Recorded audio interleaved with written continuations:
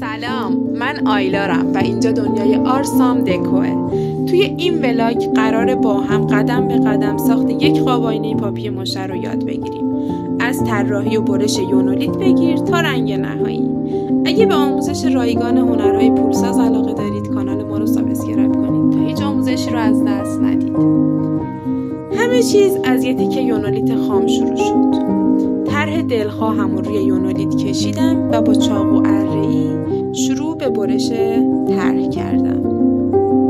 شاید باورتون نشه ولی هر برشی حس خاص داشت، حس خلق کردن از دل هیچ. بعد از برش اولیه نوبت سنباده کشی بود تا فرم دقیق‌تر و طبیعی‌تر بشه.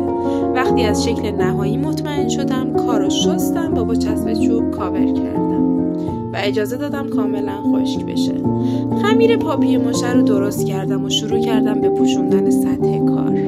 چه روزا که برق میرفت و با نور گوشی ادامه میدادم و چه شب‌ها که تا نصف شب و حتی تا صبح کار ابزار کشی خمیر پاپی ماشه‌ام طول میکشید. اما هر بار که یه بخشی از کار کامل میشد انگیزه منم چند برابر میشد.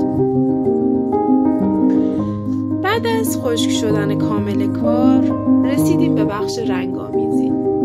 اونجا بود که کار زنده میشد. رنگ‌ها روی سطح میشستن و بافت‌ها خودشونو نشون میدادن. جایی که واقعا میتونستی نتیجه زحماتت رو ببینی. بعد از خشک شدن رنگ نوبت میرسید به خرید آینه و فیتینگ. ما آینمون و فیتینگمون رو به کمک چسب مخصوص آینه روی قاب آینمون فیکس کردیم و نتیجه همه اون زحمت‌ها شد یک قاب آینه خاص و دستساز.